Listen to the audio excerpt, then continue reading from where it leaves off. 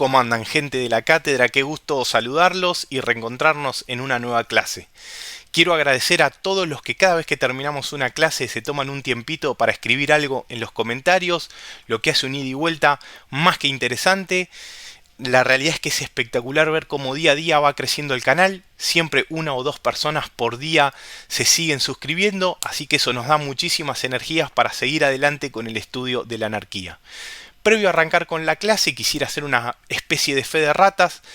No sé si todos lo habrán advertido, pero en la clase anterior, en la última filmina, esa que anticipaba qué es lo que vamos a ver hoy, decía la lucha cultural, el anarquismo contra el comunismo libertario. Eso es un error. Para dejarlo bien en claro, lo que vamos a ver ahora en la clase número 5 es la lucha cultural, el anarquismo contra el comunismo autoritario.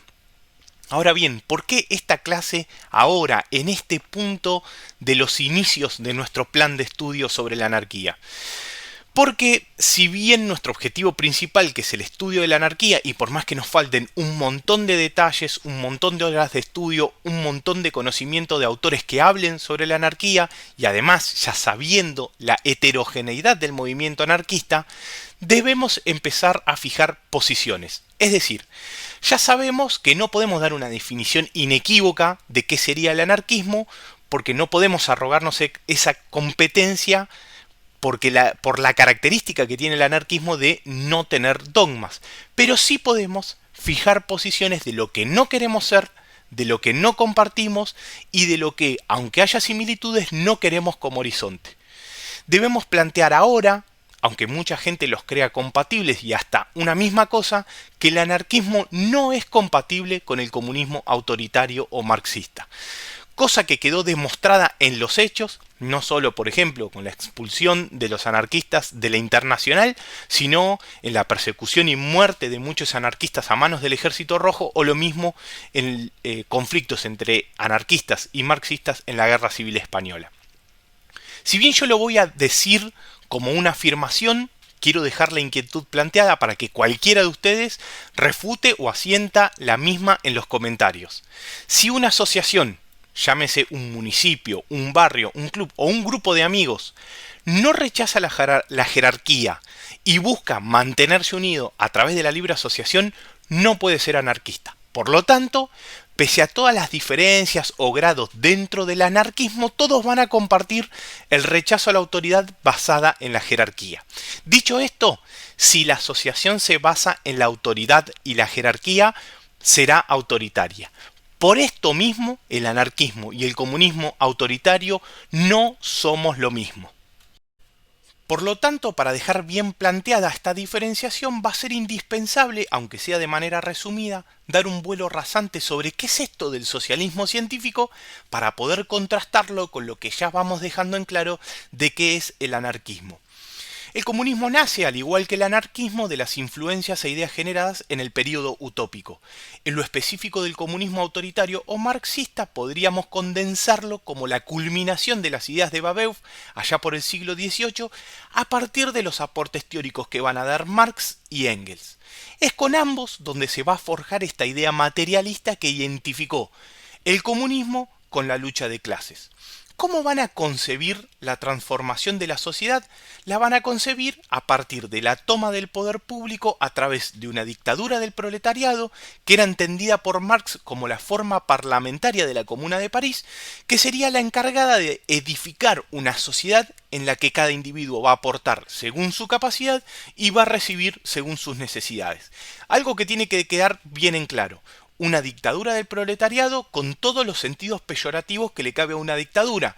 Sobre todo, eso de la obediencia debida por parte de los funcionarios, es decir, de los burócratas, y los padecimientos y una obediencia forzada a la inmensa mayoría que queda por fuera de ese núcleo de burócratas iluminados, que son los que van a dirigir la revolución.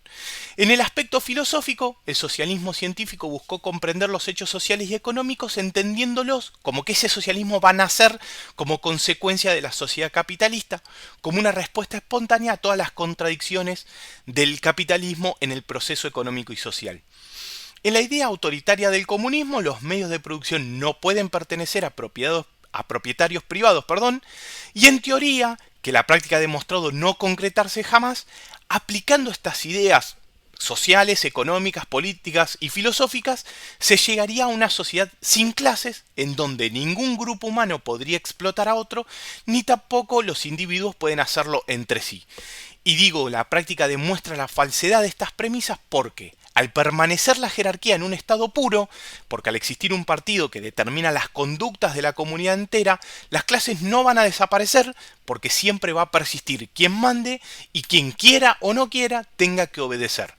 Por lo tanto, el comunismo es así un sistema político, económico y social basado en la comunidad de bienes, en la que se haya abolida toda propiedad privada y una vez concretado esto, caería de maduro lo obsoleto de una estructura estatal.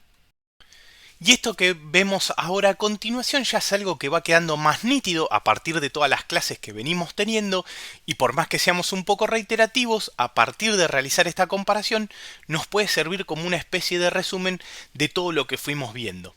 El anarquismo, por lo tanto, va a ser una idea que sostiene que toda autoridad política es innecesaria e incluso va a dar una vueltita de rosca más y va a decir que esa autoridad política es nociva para la organización social. Cuestiona además otras formas de autoridad, como puede ser la jurídica o la religiosa, porque va a sostener que una sociedad justa solo puede lograrse a través de la abolición de la autoridad y que esto diera paso a que surja la bondad innata del hombre para poder cooperar con los demás de manera solidaria y de manera espontánea. Algo que quiero aclarar, que lo vamos a ver en unas clases más adelante, es que lo que decimos acá es que el anarquismo cuestiona la autoridad, pero no la descarta per se. Es decir, analiza a la autoridad para ver de qué manera surge y es ahí donde determina su positividad o su negatividad. Algo ya les tiene que ir sonando es que siempre que el anarquismo analiza un instituto, una costumbre o lo que sea, va a verificar si surge de la libre voluntad o no. Si es forzado, es negativo y es rechazado. Si es a través de la libre voluntad, lo va a aceptar. Bakunin da un ejemplo sobre esto y lo hace en torno a construir una casa. En el ejemplo que él da, dice que es claro que el arquitecto, por su formación y su conocimiento, reviste cierta autoridad en el rubro. Pero esa autoridad claramente surge en el hecho de dos necesidades mutuas, el del arquitecto de trabajar a partir de su conocimiento y el del cliente que necesita construir una casa. Por supuesto, este ejemplo es aplicable a cualquier otro oficio donde la autoridad surge desde el conocimiento de una determinada materia y se va a plasmar en la realidad de una manera no forzada por el encuentro de dos necesidades mutuas, es decir, que va a surgir por un acuerdo voluntario. No me quiero extender mucho más, ya lo vamos a ver en específico en una clase más adelante en particular. De esta forma, entonces, para la anarquía es posible una forma de organización social que vaya a excluir al Estado o cualquier institución o conjunto de instituciones, de modo, lo dijimos la clase anterior, que la sociedad pueda regularse sin necesidad de una coacción externa. Por sobre todas las cosas, el anarquismo va a partir de la defensa de la libertad del individuo por encima de cualquier autoridad gubernamental.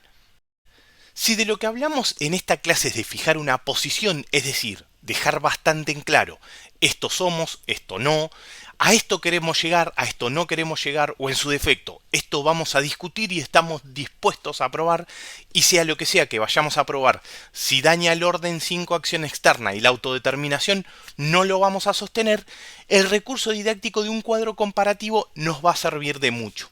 Es acá donde vamos a comenzar con un juego de ida y vuelta, donde la posición de la anarquía va a adquirir una forma más concreta a partir de plantear ciertos puntos en donde las ideas de ambos sectores van a empezar a ser incompatibles e irreconciliables. Sobre todo porque el comunismo autoritario, desde los regímenes que cayeron hasta los que hoy se mantienen en pie, han demostrado que solo han liberado a los burócratas del partido, pero no a la población de sus comunidades, y que esa tan ansiada igualdad siempre fue fijada por la autoridad del partido y no desde la autodeterminación o desde el autogobierno. Básicamente podemos decir que ambos, tanto el anarquismo como el comunismo autoritario, van a ser partícipes de ese debate histórico sobre cuál es la mejor forma de organizar la sociedad, siempre desde una óptica particular que es organizar la sociedad desde abajo hacia arriba, y siempre hablando desde parámetros teóricos, buscando cuál es la mejor forma de organizar la sociedad de manera más igualitaria y libre. Lo que tenemos que destacar de este cuadro comparativo que vamos a hacer es que seguramente desde un análisis más minucioso las diferencias van a ser muchas más, pero se nos iría demasiado de los márgenes de esta clase. No obstante eso, les voy a dejar en la bibliografía un texto buenísimo sobre este tema que se llama La abolición del Estado de Wayne Price, en donde va a desarrollar estas diferencias de una manera más meticulosa. Por eso, este cuadro comparativo que vamos a ver a continuación va a ser mínimo, pero que, aún de esta manera escasa, va a reflejar bastante el objetivo de la clase, esto es, fijar la posición disidente del anarquismo frente al comunismo autoritario. Por lo dicho entonces, ¿cómo llevarán a cabo cada uno esta tarea de organización social o comunitaria? Por un lado, el anarquismo va a proponer que los vínculos sociales sean surgidos y cohesionados a partir de la espontaneidad voluntarista, y por el otro, el comunismo lo va a hacer a través de la dirección consciente que llega desde afuera de las clases trabajadoras a partir del partido, en donde los individuos van a dejar de ser tales para ser una masa homogénea al abrigo de ese partido. Y que quede claro que el partido está organizado de manera jerárquica, con dirigentes que son los que tienen el poder de decisión por sobre el resto de la población, que queda sin más alternativa que resistirse o cumplir esas órdenes. Y dicho esto, ¿quiénes van a ser los partícipes de esa organización social? Para el anarquismo será cualquier persona que a partir de la autodeterminación desee descartar la jerarquía como mecanismo de control y relación social. Por lo tanto, van a poner en práctica las relaciones sociales de manera horizontal. Y por el otro lado, el comunismo autoritario, más allá de muchos esfuerzos por negarlo e incorporar a otros sectores a la lucha revolucionaria, los partícipes solo van a ser los obreros, los industrializados y citadinos, que luego van a cerrar el círculo de una manera más estrecha a los más iluminados de estos trabajadores, forjándolos en una nueva línea de orden vertical. Lo dicho hasta acá nos da el pie para entender que la participación en la vida pública o política, si se quiere, a la luz de cómo van a interpretar y pretender cada uno esas relaciones sociales, van a ser diametralmente opuestas. El anarquismo negándose a la participación en los comicios.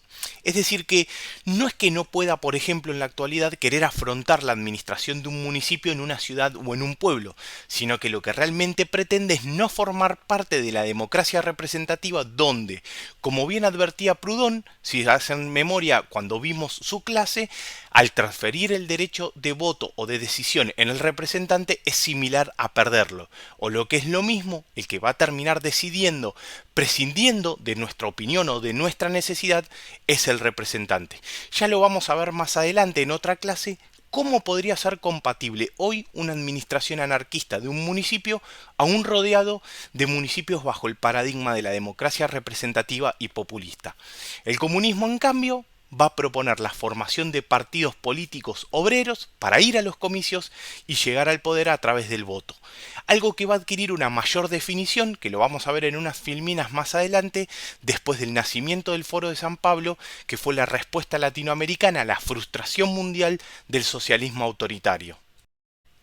Desde el punto de vista económico, y esto ya lo sabemos, el anarquismo no va a ser tan homogéneo, aunque en su inmensa mayoría o va a proponer directamente la abolición de la propiedad privada o cuanto menos la va a poner en constante revisión. Otros, en cambio, como la tendencia más actual del anarquismo capitalista, la avalaría totalmente. No obstante esto, y sin llegar a ser un anarquismo capitalista, el individualismo va a entender que la propiedad individual va a ser el último bastión de defensa de la individualidad frente a los colectivos, sobre todo los colectivos forzosos. Más allá de esto, recuerden un poco lo que vimos de Proudhon y de lo poquito que vimos de Bakunin en la primera clase. Ambos van a defender el derecho del trabajador a usufructuar el producto de su propio trabajo, lo que mantendría una cierta especie de propiedad privada. Por lo tanto, y como resumen, se quiera el comunismo o el capitalismo, para el anarquismo todo se va a resumir a brindar la posibilidad, a dar rienda suelta a la creatividad de cada grupo o comuna para encontrar los mejores medios para ir progresando. En cambio, el comunismo va a ser una férrea defensa de la abolición de la propiedad privada. Pero ojo, con una pequeña salvedad. Abolir la propiedad privada no significa abolir toda propiedad. La propiedad no va a desaparecer, puesto que la misma va a recaer en manos del gobierno dictatorial de los trabajadores. Ergo, la propiedad privada va a quedar abolida para la mayoría, menos para los dirigentes del partido, que son aquellos que van a manejar el Estado. Por lo tanto, ya vamos dejando en claro por qué decimos que no somos lo mismo. El anarquismo pretende la abolición inmediata de la estructura gubernamental, dando paso así a la descentralización radical del aparato administrativo. Si bien con algunos matices entre las distintas tendencias, en líneas generales va a proponer una sociedad dividida en comunas, municipios o células humanas que espontáneamente se federarán entre sí para coordinarse en asuntos de interés general o en razones de necesidades mutuas. Por absoluta contraparte, el comunismo va a pretender un Estado fuerte, autoritario y centralizado, es decir, la dictadura del proletariado, que según un aspecto únicamente teórico, tendría la función o solo perduraría hasta acabar con los restos del capitalismo, cosa que nunca sucedió, como vamos a ver a continuación. Tanto anarquismo como comunismo autoritario tendrían como objetivos la supresión del Estado, aunque como bien sabemos, en todas las experiencias donde el comunismo autoritario logró afirmarse como un mecanismo de organización social, no solo nunca abandonaron la estructura gubernamental, ni siquiera intentaron reducirla, sino que la acrecentaron de manera exponencial, haciendo de eso una nueva forma de gobierno, toda poderosa, con el único objetivo de controlar a la población, tanto a la población afín como a la disidente, a la que persiguieron con toda la fuerza de la violencia estatal. Y ya pasó tanto tiempo desde que la dictadura del proletariado sea lo único que aspira el comunismo autoritario, que se han olvidado que el fin último era la abolición del Estado. Actualmente en todas las discusiones acerca de la nueva izquierda o de la izquierda marxista, ni se menciona la abolición del Estado. Curiosamente, a lo único que llegaron es a lograr un capitalismo de Estado, donde en la teoría es comunista, donde todo lo maneja el partido, y este último, de las fronteras para afuera, no tiene ningún pudor en ser capitalista.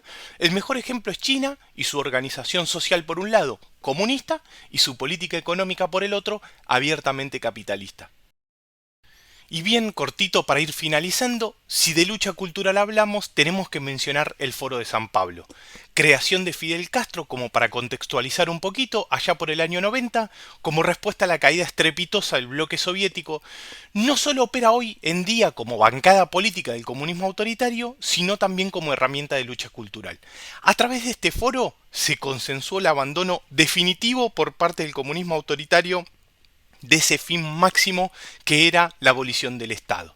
Además, se consensuó el paso de las armas al cuarto oscuro como mecanismo de ascensión al poder, lo que revistió una actualización de esa tradición marxista, procurando ya de manera irreversible la actividad política para acceder a gobernar. Asimismo, esa tarea de resistir la caída del muro de Berlín, que fue como el símbolo de la inaplicabilidad de las teorías comunistas autoritarias, se procuró tomar la cultura popular de cada país.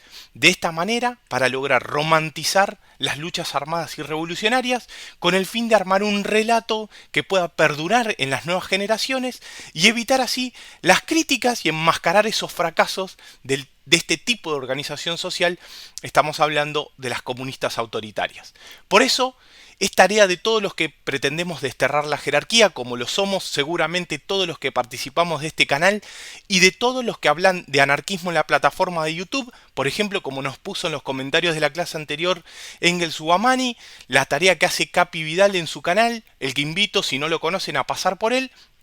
Por eso, como les digo, es importante no abandonar la tarea de observar, de revisar y de criticar, o diría mejor, resistir esa batalla cultural nacida de ese foro de San Pablo. Ojo, lo mismo al interior del anarquismo, no tener temor de criticar o de disentir con alguna de las tendencias dentro del anarquismo. Ahora sí, no los molesto más, les mando un gran saludo, agradecer nuevamente a todos los que día a día se suman al canal y aportan un granito de arena con los comentarios cuando finalizamos cada clase. Suscríbanse, denle un pulgarcito arriba, así seguimos sumando contenido y lo que sí, haré lo posible para subir la próxima clase en menos tiempo que esta. Les mando un gran saludo y nos vemos en la próxima clase.